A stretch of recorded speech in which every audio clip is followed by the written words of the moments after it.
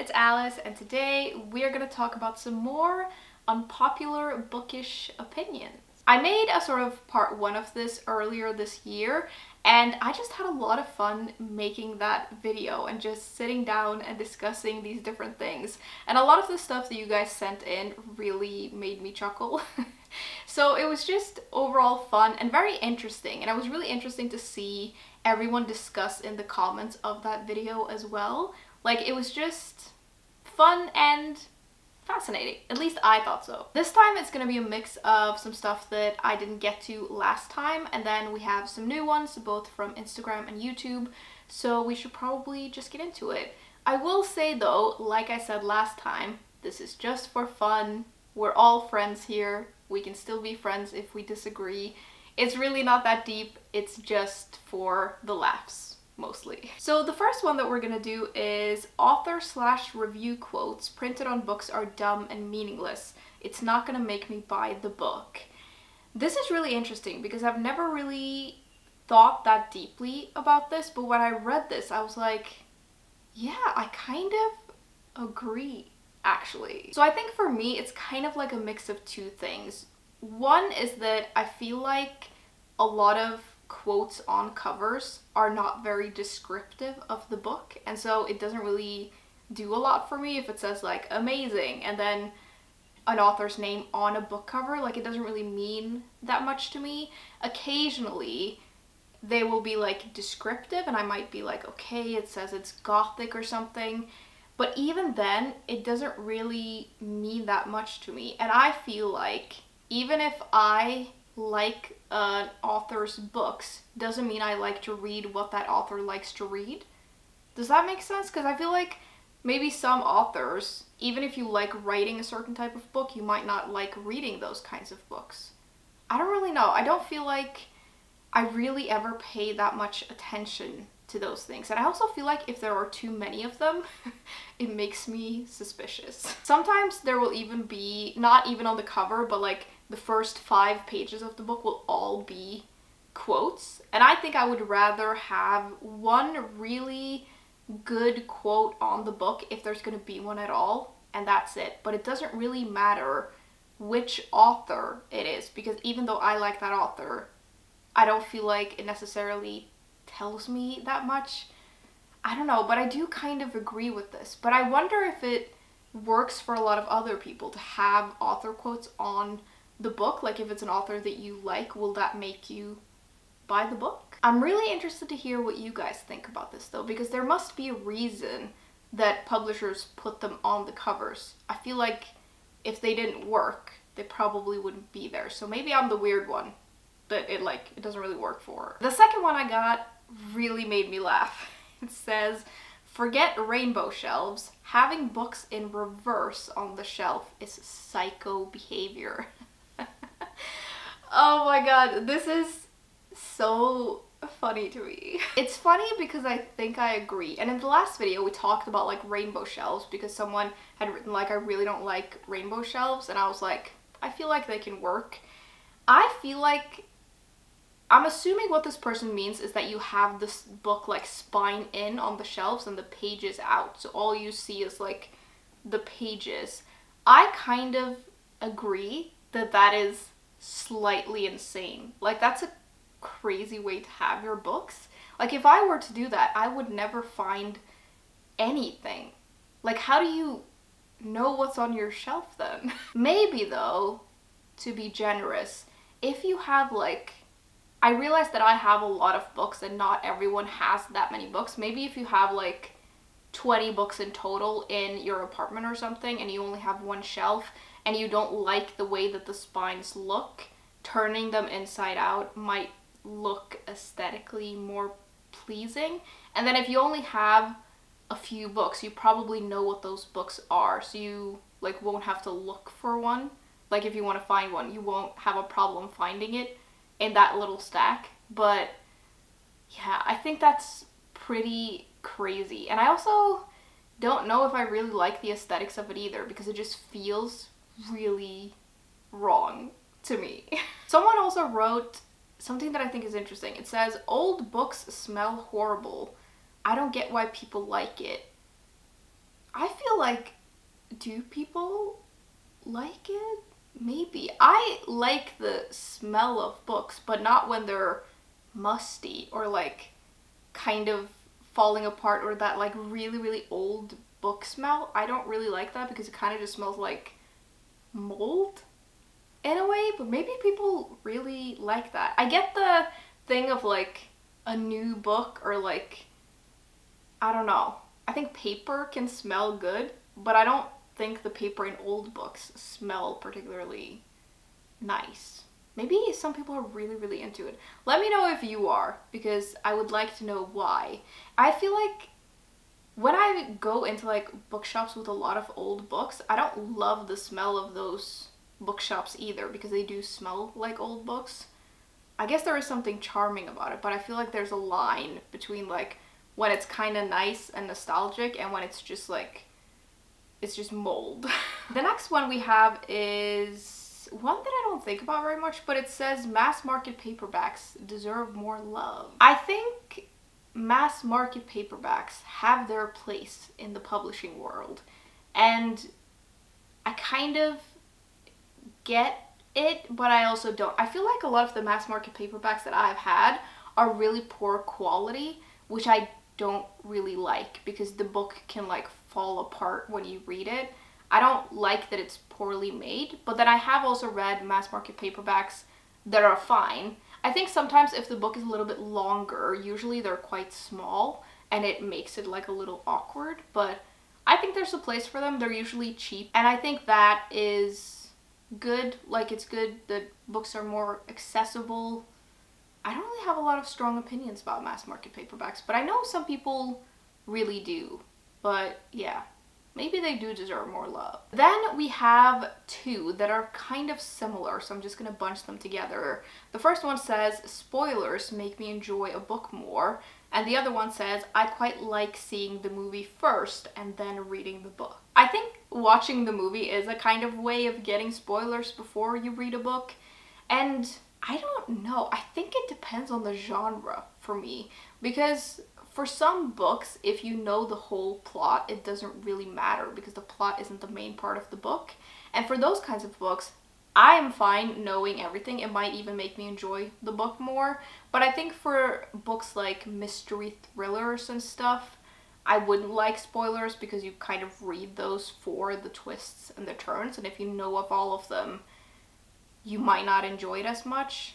I do think for horror though, because I get very easily frightened, knowing what happens in a book before I read it might actually make me enjoy it more, because I know what's coming and I won't be as scared. And that's for both like movies and books. And if I ever watch a horror movie, which I almost never do, I will look up the whole movie and read about it before I watch it, because I just cannot deal with it. When it comes to watching the movie before the book though, it depends a little bit for me. If it's a classic book, I quite like watching some sort of adaptation first, but if it's not, I think I prefer reading the book first, actually. But it depends a little bit. Moving on, we have another really, really interesting one. It says, more books should be exclusively published as ebooks. Publishers print way too many books just to fill shelves at bookstores. Most of them, except the really popular ones, end up pulped in a few years. It's not environmentally friendly. Before we discuss this, first of all, I don't know that much about this. I haven't done a lot of research on it. And so I'm just basing it on what I think I know, so I might be entirely wrong. But I kind of both agree and disagree, which is how most of my opinions are. Like, I'm kind of always in between. But I think there is something to be said about ebooks, and I kind of get it. But I also think not everyone reads ebooks. Like, most people don't, I think. And I think that if you were to publish certain kinds of books only as ebooks, those books would not reach a lot of the people that you would reach if you actually printed a copy. And I think, like, I can imagine, let's say publishers only start printing their most popular books in print and everything else is ebooks. I think that would maybe lead to a lack of diversity in a lot of people's reading, which I really don't think is a good idea. And yeah, are that many books pulped?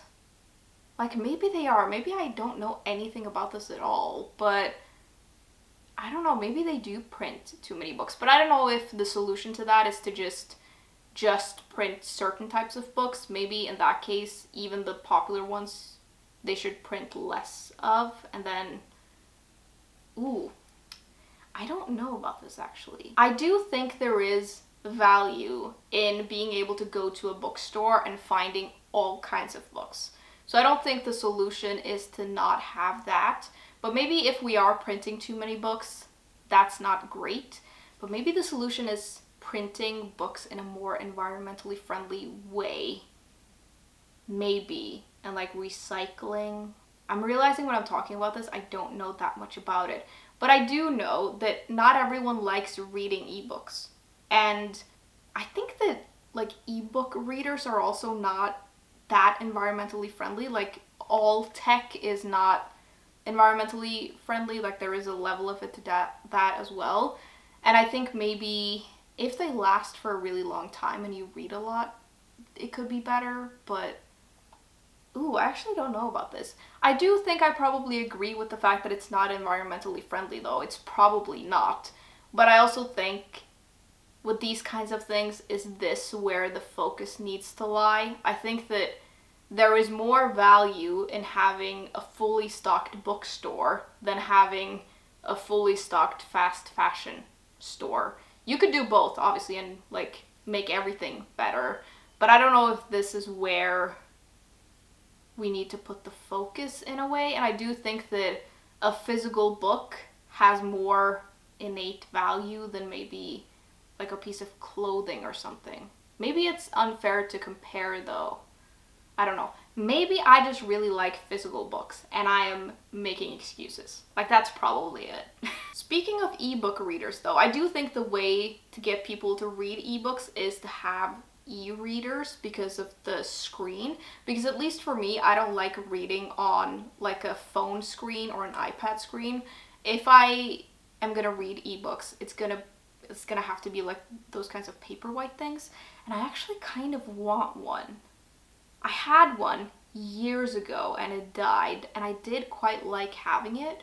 And I think there is a place for ebooks for sure. I don't know if they're ever gonna take over for paper books, but yeah. Maybe for me, who reads a lot, it would be more environmentally friendly to get one and read more ebooks. But I also feel like if I got one, I would just read a lot of books on that and then also still buy a lot of books. Maybe I'm the problem. That probably, honestly. Then someone writes, series should never be longer than 3 books max. This is interesting. I think that some people are really gonna disagree with this if they really like series. But for me, I prefer to read books that are not in series. It depends a little bit on the book. But I kind of agree a little bit, I think. I think for certain genres, maybe it makes more sense to have really long series. The long series that I've liked are almost always in like fantasy, like the fantasy genre. And I think maybe for those we should make an exception. But for other things, I kind of agree. But I also don't read a lot of series. So maybe I'm just a little against series in general, and that's why I agree with this. But yeah, I think there is value in just being able to have something that is not super long. And I don't like when I read series where I feel like there are filler books or like someone is just dragging it out because they know that it's really popular or whatever. I don't like that, but I can't really think of any series that I've read where I've felt that. So I do think 3 books though is like a solid thing. Like it feels manageable, at least to me, who doesn't like reading like really long series. Then we have one where I feel like I'm a little scared of offending some people, but it says fan fiction is most times better written than the original work, which when I read this, I immediately thought, no it isn't.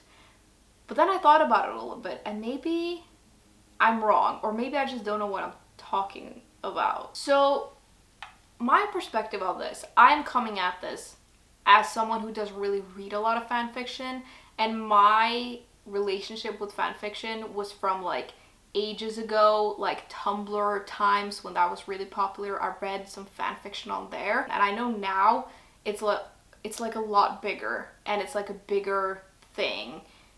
I think when it comes to fan fiction, saying that it's better than the original work, I don't know if I really agree with that, because you are writing something that is based on someone else's work. Like, that's in the name fan fiction. And I think you're using already established characters and maybe even already like an already established world, and you didn't need to make it, which just makes it different. When it comes to the actual writing though, I think it's probably the way that it is with all like books and writing, that some is really good and some is not so good. There are published books that I don't think the writing is great in, and I'm sure it's the same with fan fiction. Like, I'm sure some of it is amazingly written and some of it is not.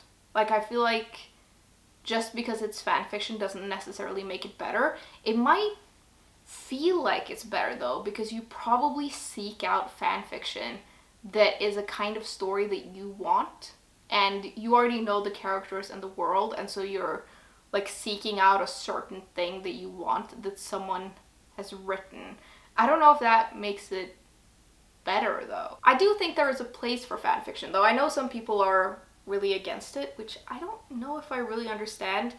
Whatever makes you happy, as long as you're not ripping off someone else's work and like stealing it, I guess. Is that why people are against it? I don't know. I feel like as long as you say that it's fan fiction, everyone knows that it's sort of based on something else, and loads of people really like reading a lot of fan fiction, and if that makes you happy, I'm happy for you. But I don't know if I would say that it's most times better written.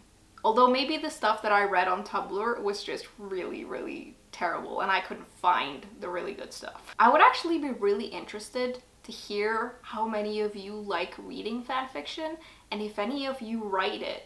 Like, I'd be interested to hear about that, and I also want to know what it is that you're reading and writing. Like, I would love to hear about that. Next, we have one that well, it's interesting. It says, if you don't learn something from the book you've read, what's the point of reading it? The point is to have fun sometimes and just escape other things and just for entertainment. I think this is kind of an insane take. Like, you don't need to learn something from every single book that you read, just like you don't need to learn something from every single TV show that you watch. You don't have to be on all the time. Sometimes things can just be fun and entertaining, and it doesn't mean anything. This is a thing that I'm kind of passionate about, like this idea that you always have to be productive, and you always have to be using your brain, and you always have to be learning something, and you always kind of have to be on, and you have to be working all the time. I hate that mentality because I don't think it's healthy. And I think one of the reasons that I dislike it so much is that I think I've been taught to feel that, and it really messes with my brain that I can't turn it off. Like, I have a really hard time not doing anything, and I do sometimes feel like when I'm not learning something or getting something valuable out of something, I feel like I've wasted my time. But entertainment and doing something to relax you is valuable. It just isn't, it's not something that feels productive, but you do have to do that as well. And so I don't agree with this at all. I think this is a crazy take. The next one though is maybe also kind of a crazy take, but I think I agree. It says, we should be more accepting of minor plot holes. I agree a little bit, because the thing with, it depends on the plot hole, obviously, but the thing with books is that sometimes it's okay that not everything is explained. Especially with like fantasy books and stuff, it's fine if not everything is explained, and sometimes things can just be a little convenient. Like, I'm okay with that. But I am also saying that as someone who doesn't always notice plot holes. Like, sometimes I will read a book and I'll be like, that was great. And then I read the reviews and someone will be like, or several people will be like, oh my god, the plot holes. And I'm like, what plot holes? I didn't see any.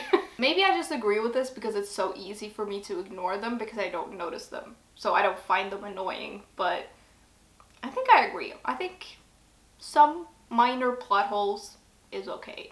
Lastly, we're gonna do a little bit of like a rapid fire thing. I got a lot of these that are about specific books or specific authors, and I'm just gonna go through them very quickly.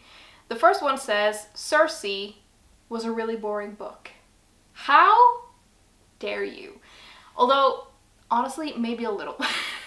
I loved Circe. I thought that book was amazing, but it is probably a little slow and for some people really boring. I think the best part of that book is the writing, and I love the writing, but if you're not into it, it probably is quite boring, so I disagree, but I understand. The next one says, I am reading Boy Parts, a book everyone seems to love, and I can't wait to get it over with. I just read that book, and I'm gonna review it, and the review is gonna be a mess, but I feel you, but I also kind of liked it, I think. I don't know. I get it, but I'm all over the place about that book, to be honest. It really messed with my head, and I don't know what I think, but I think I like it. But I can also totally see that you wouldn't, because it's such a weird book. The next one might upset some people. It says, I don't like Jul Nesbø, which is like a super famous Norwegian author, and I kind of agree. When I got this on Instagram, I messaged the person and I was like, oh my god, I can't believe that you said that, because I agree with you, and I've never really heard anyone say that.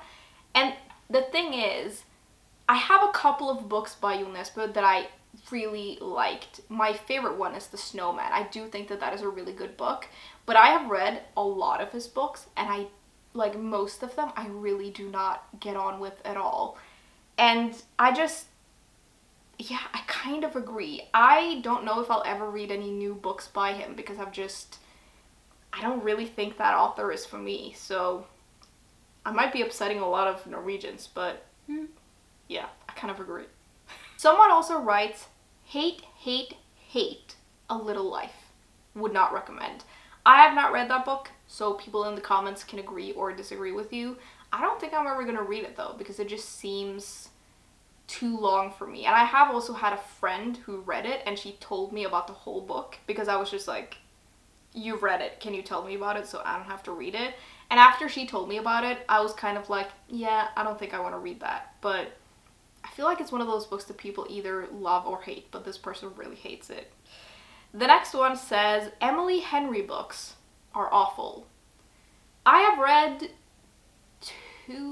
3 books by Emily Henry, I think, and I am open to reading more, but I kind of see what this person is saying. I like them, but I like them for what they are, and I think one of them I really didn't like, actually. And yeah, I think they're all very similar, at least the ones that I've read, they feel very similar, and I don't know if I feel like they're awful, but I do get that some people might feel that way. I'm okay with them, and they are what they are, but yeah, I kind of get it. The last one lists off several books. It says, though most people seem to love these, I did not. Normal People. That's one of those books that I've read and loved, but I totally understand why a lot of people don't, and it's not really a book I recommend a lot, because I feel like it's such a particular book, and I totally see why some people would hate it. Part of Your World, I haven't read. The Seven Husbands of Evelyn Hugo, I have read, and I did like it when I read it, but I was a little underwhelmed, and it feels like a very forgettable book for me. I do feel like it's very overhyped, so I kind of agree. The House Across the Lake, I haven't read. And The One, is that a book by Ruth Ware? I feel like I've read that. And Ruth Ware is very hit or miss for me, and I don't know if I really liked that one. I can't remember if I even read it or if that's the book that this person is referring to, but yeah, I think I agree. That was the last one we're gonna do though.